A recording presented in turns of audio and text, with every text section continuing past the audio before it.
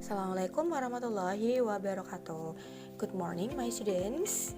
Kita ketemu lagi kali ini di pelajaran bahasa Inggris kelas 8. Di pertemuan ketiga kita akan belajar tentang expressing ability dan inability.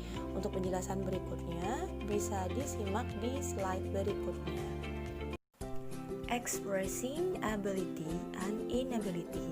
Pada bab ini kita akan belajar tentang bagaimana cara mengungkapkan kemampuan dan juga ketidakmampuan. Pay attention to the picture. Perhatikan gambar di bawah ini. There is a girl that writes on the book. Di sini ada gambar seorang gadis yang sedang menulis di atas buku. Dan juga perhatikan percakapan yang ada di bawahnya. What does she can do?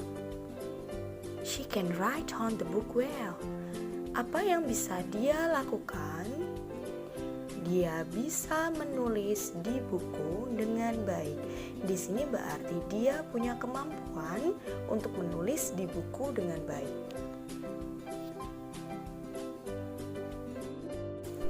Dari penjelasan gambar sebelumnya, kita akan membuat sebuah rangkuman. Expressing ability. Expressing ability means that someone or yourself has the ability to do something.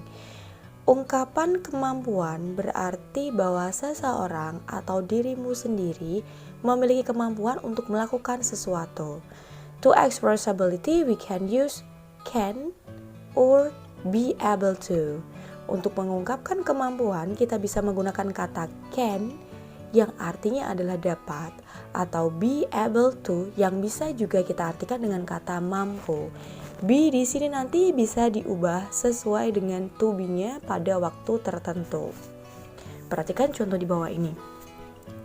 She can write well. She di sini berpola subjek. Di sini dia sebagai subjek. Kemudian ada can. Bisa juga kita sebut di sini sebagai auxiliary verb dan kemudian diikuti dengan write. Jadi kalau ada can selalu diikuti dengan verb 1. Verb 1 dalam kalimat ini adalah write. Jadi polanya adalah subjek plus can plus verb 1. Be di sini bisa diganti dengan to be saat ini maupun to be di masa lampau. Tetapi di sini yang akan saya bahas adalah to be di masa sekarang yang berarti kita menggunakan to be is, am, are.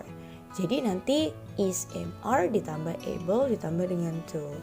For the ability in the present time, we can use is, am, are plus able to plus verb 1. Jadi yang digunakan adalah to be, is, am, are ditambah sama able to ditambah dengan kata kerja bentuk pertama. Perhatikan contoh di bawah ini. She is able to write well. Dia mampu menulis dengan baik. She sebagai subjek, kemudian diikuti dengan be able to, dan kemudian diikuti dengan verb 1. Di sini verb 1-nya adalah kata write. The opposite of the word ability is inability. Lawan kata dari kata kemampuan adalah ketidakmampuan. Next kita akan belajar tentang expressing inability atau ungkapan ketidakmampuan. Jika seseorang merasa tidak mampu untuk melakukan sesuatu, maka dia bisa menggunakan ungkapan cannot yang artinya adalah tidak dapat, atau be not able to yang artinya adalah tidak mampu. Expressing inability means that someone is not able to do something. Ungkapan ketidakmampuan berarti bahwa seseorang tidak mampu untuk melakukan sesuatu. Perhatikan contoh di bawah ini. She can't write well. Atau juga bisa kita tulis dengan kata she cannot write well. Polanya adalah she sebagai subjek, kemudian diikuti dengan cannot, kemudian diikuti dengan verb 1. Verb 1-nya di sini adalah write. Kalau kita artikan kalimat ini menjadi she can write well, dia tidak bisa menulis dengan baik. Kemudian kalau menggunakan pola be not able to, maka kalimatnya menjadi seperti ini. She isn't able to write well. Isn't di sini adalah is not.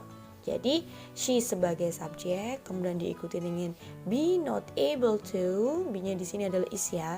Kemudian diikuti dengan verb 1, verb satunya adalah write.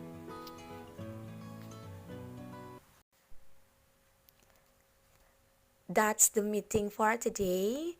Cukup sekian pertemuan untuk kali ini. Kita akan belajar materi-materi lainnya di pertemuan berikutnya. Thank you very much for your attention. Wassalamualaikum warahmatullahi wabarakatuh.